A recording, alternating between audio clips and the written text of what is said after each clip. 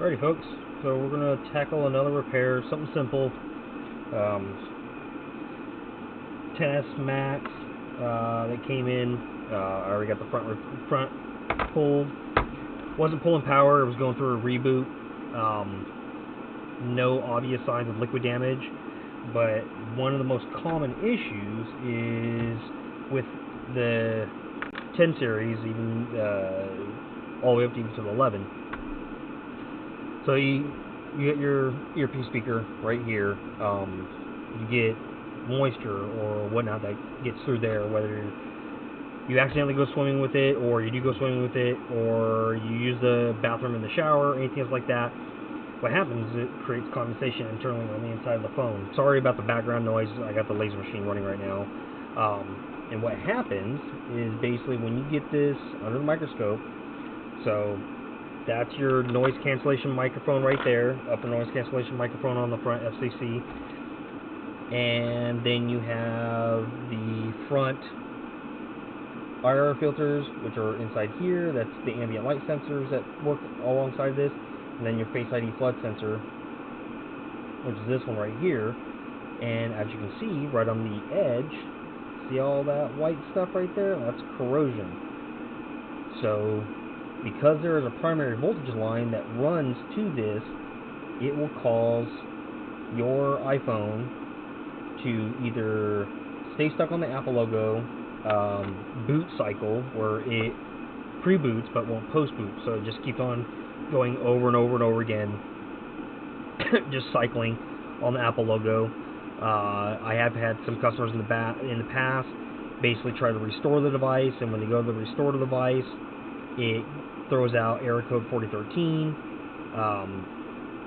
This is also related to it because since it can't post boot, it can't read the NAD between the NAD and CPU. It can't complete that process on reading. So what we do is we just basically get in here, we clean this up, clean up the corrosion on it, adding a little bit of flux to it, making sure that nothing's corroded. We first do this before we actually remove the Face ID. Now, of course, when doing this, there is a probability of the Face ID, the sensor itself, failing. And unfortunately, if the Face ID sensor does fail, it's not replaceable because it is coded to the phone. It's paired by Apple, and it is a non-replaceable part. So, like, if it was working, you'd have to move it to another flex cable, and that's the only way. You'd have to move this sensor and the other sensor to a new cable, and majority of the time, it always fails. I mean, that repair itself is not a 100% guaranteed repair on Face ID. So we're just going to get in here, 365C, and just run this flux on here, so I can stop the laser. I've been through plenty of times. Run this flux, clean it up.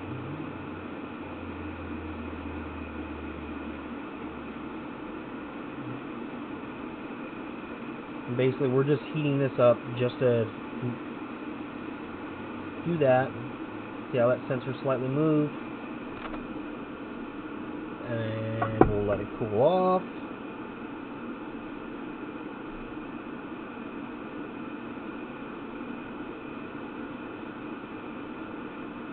You can see some of it. I mean, slightly melted right there, but it's not going to really harm anything. I've done a number of these. Where is...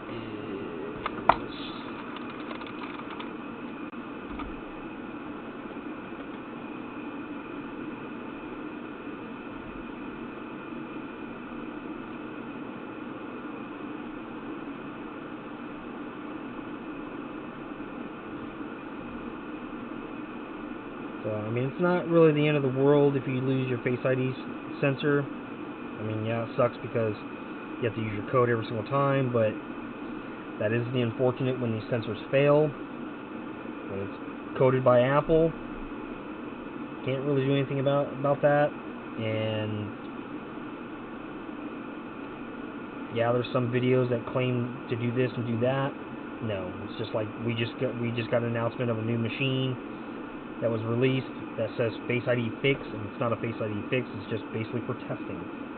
Literally, the only thing that thing's designed for is just for testing and testing only, to verify if the Face ID sensor, the sensors themselves, are working or not.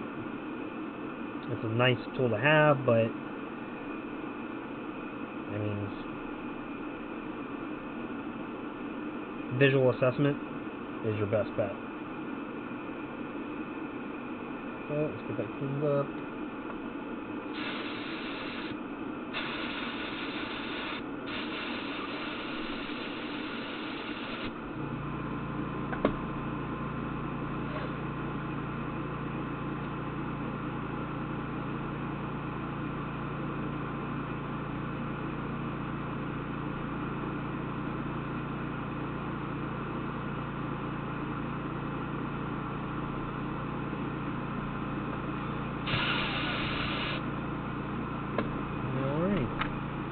So we're going to temporarily pop this thing on. We're not going to install it. I just want to see if it causes the phone to boot loop or not.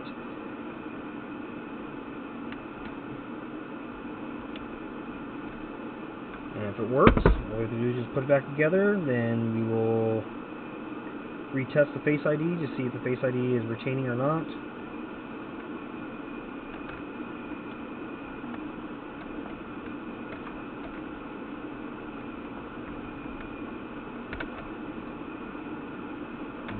So everything's plugged in. Got the Apple logo. The easiest way to tell if it's going to reboot is by looking at the power cycling charge on it to see if it power cycles. And right now it's registering at 1.6 amps, 2 amps. Yeah, so it should boot. It should have. If it was going to fail, it should have already failed. So yeah, it's recognizing it's not going through a boot loop. I got to call the customer to get the code to verify. But other than that, that's one of the most common fixes for a phone on a 10 series that goes through boot loop. That's caused by corrosion on the front flex sensor that controls part of the Face ID. Just gotta clean up that, and in hopes of retaining your Face ID. That's it for today, and until next time, folks. Peace.